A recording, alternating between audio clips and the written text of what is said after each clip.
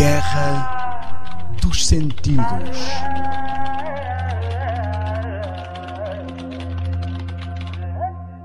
Olá, bem-vindos à Guerra dos Sentidos. Mais uma vez, convosco aqui estou, Daniel Spencer, para partilharmos alguns aspectos que têm a ver com a nossa interação da visão, da audição, do tato, do olfato, do paladar e até de outros sextos sentidos que algumas pessoas alegam ter, não é? Nós hoje vamos falar sobre as telas de vídeo. Isto inclui desde a televisão aos videojogos, aos jogos de vídeo, até à internet, até várias outras formas de interagir. Nós já vimos sobre as dimensões do indivíduo, o seu lado espiritual, mental e físico. Depois vimos sobre a interação entre a mente e as nossas atividades físicas. E agora vamos ver sobre várias atividades. Vamos começar uma longa viagem em várias atividades. Vamos ter a possibilidade de passar sobre várias coisas que nós desenvolvemos no nosso dia-a-dia. E eu não estou aqui com o objetivo de criticar, restringir ou de alguma forma estar a mostrar os hábitos que as pessoas têm.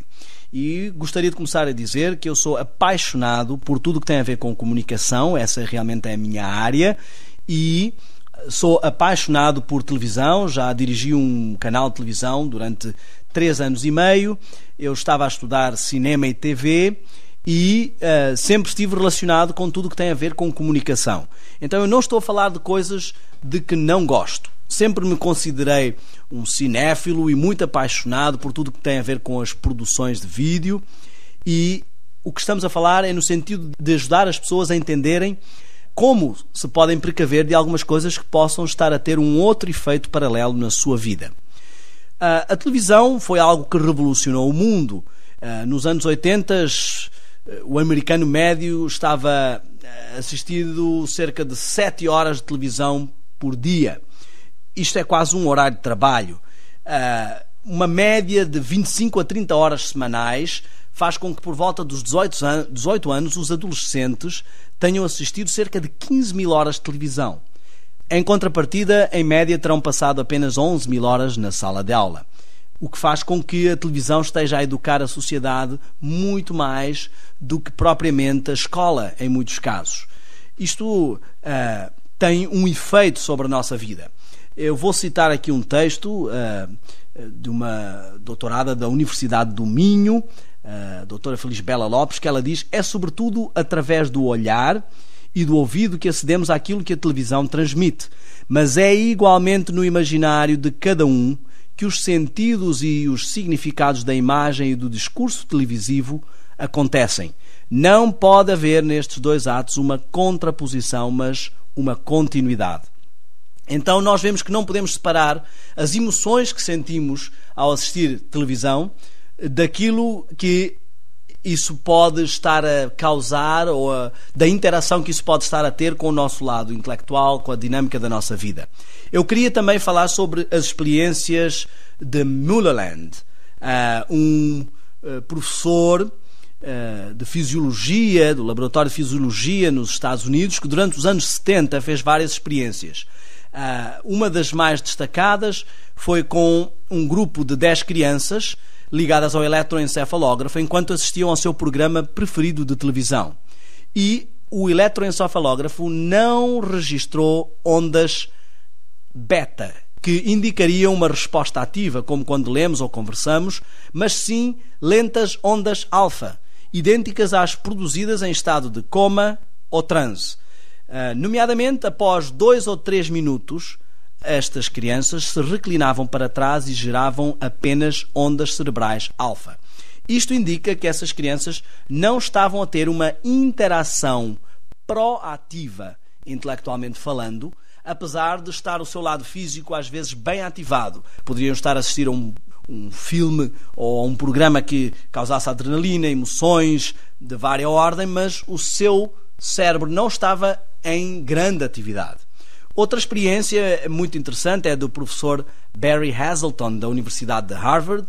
Ele fez uma experiência semelhante com recém-nascidos ligados ao eletroencefalógrafo, mas desta vez ele nem sequer usou imagens. Utilizou uma luz intermitente semelhante à de TV, E ao fim de 15 minutos notou que os bebés pararam de chorar e geraram ondas semelhantes às do sono no eletroencefalógrafo. Isto nos leva a compreender que é algo físico e não apenas o que vemos na televisão que nos pode afetar. E por isso temos que vigiar um pouco mais este mídia. Algo capaz de colocar o ser humano num tipo de transe hipnótico é a televisão. Isto é o resultado das pesquisas do Dr. Neil Nedley, do livro Proof Positive, um dos grandes baluartes acerca da mente e da saúde nos Estados Unidos. E ele diz que com fraca iluminação e uma luz intermitente e uma mudança brusca de cenas a cada 3 a 5 segundos, o lóbulo frontal não consegue funcionar na capacidade máxima. Ele grava a informação, a visão, a memória, as emoções, mas não analisa criticamente. Ora bem, se juntarmos todas estas questões, nós vamos ver que há aqui uma questão a vigiar. As pessoas que passam demasiado tempo em frente à televisão estão a causar um atrofio do seu lóbulo frontal, porque esta parte que controla todo o centro de comando do nosso ser em termos de poder de vontade, de força de decisão, de dinâmica espiritual e moral, ela não está a ser estimulada por essa atividade, pelo contrário, ela está a ser adormecida. Está comprovado que as pessoas que passam muito tempo a ver televisão têm menos dinâmica para questões intelectuais, o seu QI e perspicácia diminuem, há perda de estímulo à concentração, a imaginação é bloqueada. Isto também afeta as crianças com a sua agressividade. As crianças que assistem televisão, elas têm a tendência a ficar mais agressivas. Isso também leva à perda de interesse escolar e pela leitura. O rendimento escolar das crianças ao assistirem televisão pode diminuir porque elas não estão tão interativas, elas não estão tão imaginativas e criativas, não são estimuladas proativamente. Isto pode conduzir a hábitos de saúde mesquinhos, as pessoas deixam de fazer exercício e a sua forma de pensar é afetada, muda a sua forma de pensar. Criam-se estereótipos raciais, estereótipos sexuais e ela começa a pensar consoante aquilo que vê, porque ela não analisa criticamente durante esta atividade.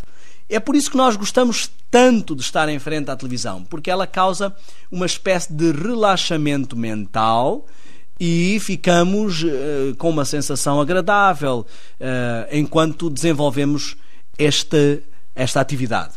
E é por isso que estou a falar sobre isto. Também a questão dos videojogos, o Dr. Sanjay Gupta, da CNN, nos mostrou como os videojogos interagem com o lado que controla tudo o que é a fantasia e estimulam essas partes do nosso cérebro e atrofiam ou podem não ser tão estimulantes para as partes que controlam a realidade e podem conduzir as crianças à agressividade ou, segundo outros estudos também que podem ser encontrados, podem conduzir as pessoas a uma mescla da realidade e da fantasia. Começamos a aplicar no nosso dia-a-dia os conceitos. Não é à toa que às vezes alguém nos vem falar estou com um problema assim em casa e muitas vezes recebe o conselho faz como a fulana de tal da novela ou como o fulano de tal do filme. Nós começamos a aplicar na nossa realidade as coisas que nós ouvimos e assistimos e começamos a viver essa realidade. Nós vamos falar um pouco mais sobre isso quando falarmos na próxima sessão sobre o cinema e os filmes e vamos entender essa interação.